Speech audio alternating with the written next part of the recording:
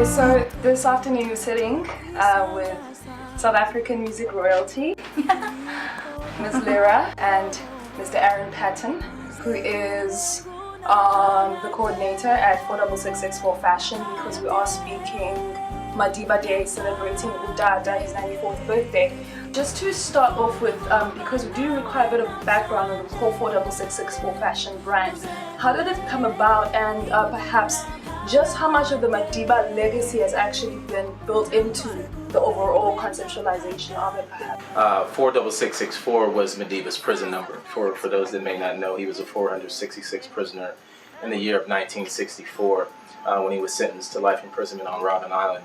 And so from the very beginning, our essence is about that transcendence, and it's about the legacy, and that's what really fuels and drives the brand from the icon.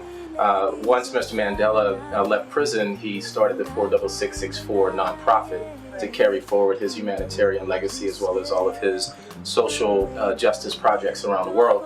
So the partnership for 46664 Fashion came about with 46664 the nonprofit and South Africa's largest clothing textile manufacturer, Touted, and their business unit Brand ID.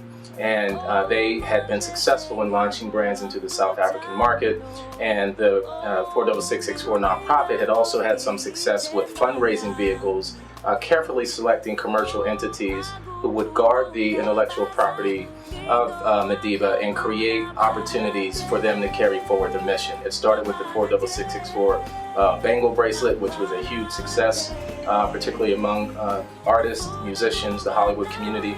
And so from there, Touted partnered with 46664, and here we are. Lira, multi-platinum artist, multi-award-winning artist. How much of your image, fashion-wise, actually lends or actually contributes overall to how you are perceived and packaged as an artist? I think it plays a huge part.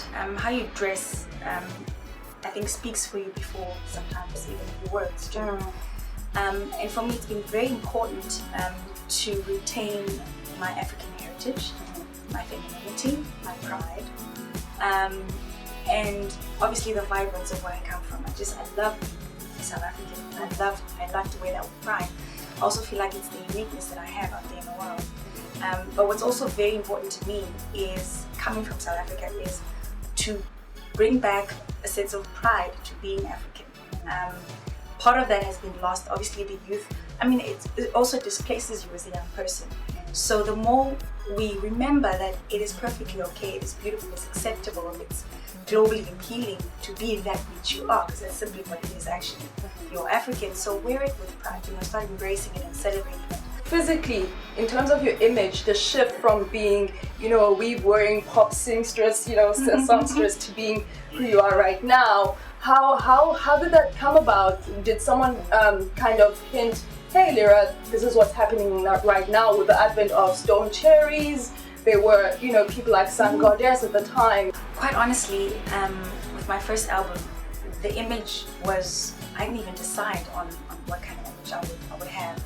I was very young in my career. I remember I was told it before that I'm doing a shoot the next day for my CD. So that was my introduction into the industry. And all of a sudden I've got this image, and I remember looking at the CD when it came out, and I thought, she looks like me, but it's not me. It's not me. As an artist, you shouldn't take anything for granted. So I remember I had a 3-year gap where I just sort of took a step back and reflected on what my life had come to. Again, people had misunderstood my brand because it was so misrepresented. Thank you so much, It's Lira, a great pleasure for gracing us with your beautiful presence this afternoon. Aaron, thank you as well for 46664 Fashion. I'm sporting one of the 46664. My favorite. Quite nicely. Quite nicely.